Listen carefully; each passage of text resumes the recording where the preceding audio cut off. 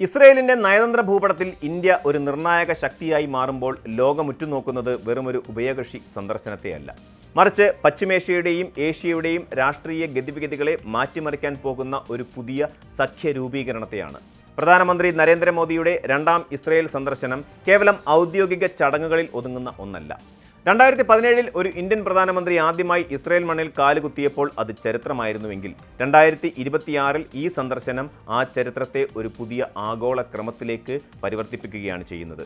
പശ്ചിമേഷ്യയിലെ മാറുന്ന സമവാക്യങ്ങളും ഇറാനെതിരെയുള്ള നീക്കങ്ങളും ഈ സന്ദർശനത്തിന് അതീവ പ്രാധാന്യം നൽകുന്നു. ഇന്ത്യയും ഇസ്രയേലും തമ്മിലുള്ള ബന്ധം കൂടുതൽ ആഴത്തിലുള്ളതാകുമ്പോൾ അയൽരാജ്യമായ പാകിസ്ഥാൻ വലിയ നയതന്ത്ര പ്രതിസന്ധിയിലാണ് ചെന്നെത്തിയിരിക്കുന്നത്.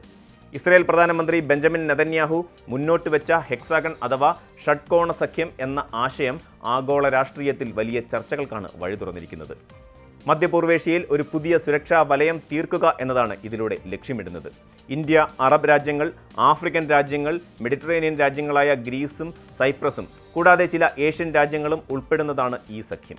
ഈ സഖ്യത്തിലെ ഏറ്റവും കരുത്തുറ്റ തൂണുകളിലൊന്നായി നെതന്യാഹു ഇന്ത്യയെ കാണുന്നു എന്നത് ശ്രദ്ധേയമാണ്. കേവലം വ്യാപാരത്തിനോ സാമ്പത്തിക സഹകരണത്തിനോ വേണ്ടിയുള്ളതല്ല ഈ കൂട്ടായ്മ എന്നതിലുപരി തീവ്രവാദ നിലപാടുകൾക്കെതിരെ ഒരേ മനോഭാവമുള്ള രാജ്യങ്ങളുടെ ഒരു സുരക്ഷാ അച്ചുതണ്ട് നിർമ്മിക്കുക എന്നതാണ് ഇതിൻ്റെ പിന്നിലെ തന്ത്രപരമായ ലക്ഷ്യം.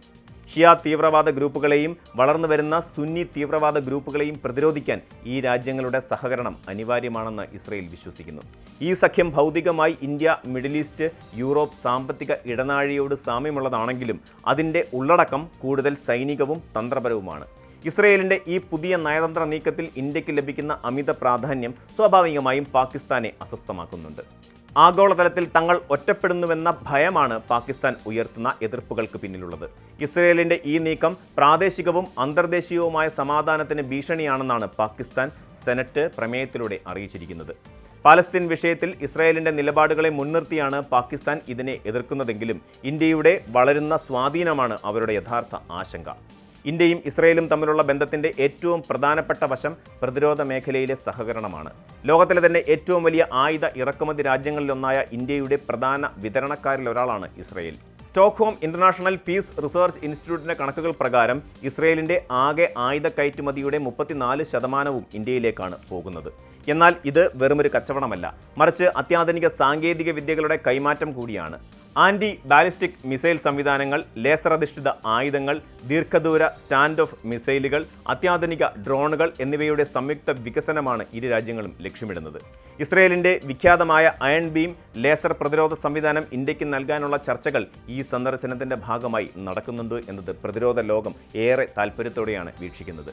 പ്രതിരോധത്തിന് പുറമെ നിർമ്മിത ബുദ്ധി, ക്വാണ്ടം കമ്പ്യൂട്ടിംഗ് എന്നീ മേഖലയിലും സഹകരണം വർദ്ധിപ്പിക്കാൻ ഇരു രാജ്യങ്ങളും തീരുമാനിച്ചിട്ടുണ്ട്. ഈ സാങ്കേതിക വിദ്യകൾ ഭാവിയിലെ പദ്ധതിയല്ല, മറിച്ച് വർത്തമാനകാലത്തെ അനിവാര്യതയാണെന്നാണ് നെതന്യാഹു ഇതിനെ വിശേഷിപ്പിച്ചത്. ലോകത്തിലെ മുൻനിര സാങ്കേതിക ശക്തികളായി മാറാനുള്ള ഇന്ത്യയുടെയും ഇസ്രയേലിൻ്റെയും ആഗ്രഹം ഈ സന്ദർശനത്തിലൂടെ പ്രകടമാകുന്നു. കൂടാതെ സ്വതന്ത്ര വ്യാപാര കരാറിനായുള്ള ചർച്ചകൾക്ക് തുടക്കം കുറിച്ചത് ഇരു രാജ്യങ്ങളും തമ്മിലുള്ള സാമ്പത്തിക ബന്ധം കൂടുതൽ ദൃഢമാക്കും.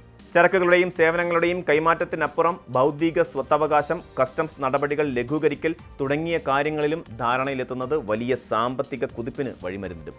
ഇസ്രയേലുമായി ഇത്രയേറെ അടുക്കുമ്പോഴും ഇന്ത്യ പിന്തുടരുന്ന നയതന്ത്ര സന്തുലിതാവസ്ഥ ഏറെ പ്രശംസനീയവും എന്നാൽ വെല്ലുവിളികൾ നിറഞ്ഞതുമാണ്.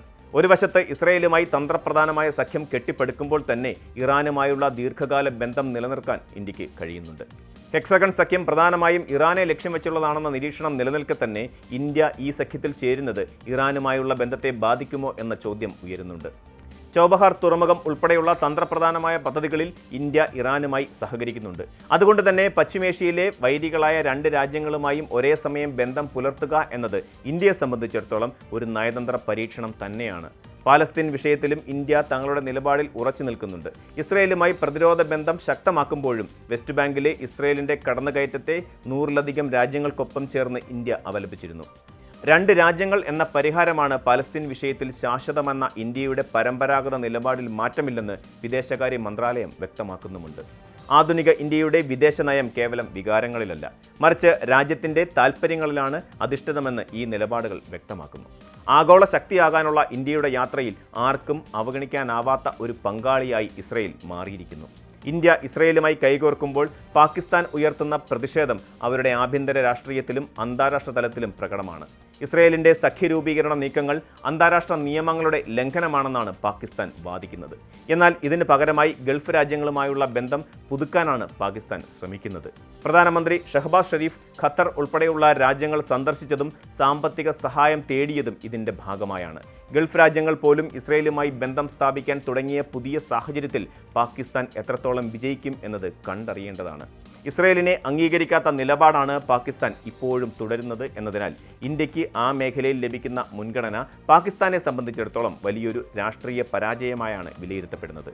ഈ സന്ദർശനത്തിന്റെ ഭാഗമായുള്ള തന്ത്രപ്രധാനമായ നീക്കങ്ങൾ പശ്ചിമേഷ്യയിലെയും ലോകത്തെയും രാഷ്ട്രീയ ഭൂപടത്തെ അടിമുടി മാറ്റാൻ ശേഷിയുള്ളതാണ്.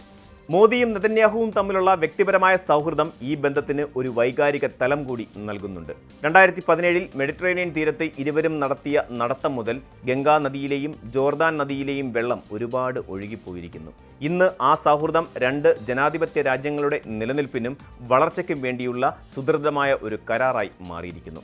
ആഗോള പ്രതിസന്ധികൾക്കിടയിലും ഇന്ത്യ നടത്തുന്ന ഈ നയതന്ത്ര നീക്കങ്ങൾ വരും ദശകങ്ങളിൽ ഏഷ്യയുടെയും മിഡിൽ ഈസ്റ്റിന്റെയും ചരിത്രത്തെ നിർണ്ണയിക്കുമെന്ന് ഉറപ്പാണ്. കൂടുതൽ വാർത്തകൾക്ക് News 18 Keralam YouTube channel subscribe ചെയ്യുക.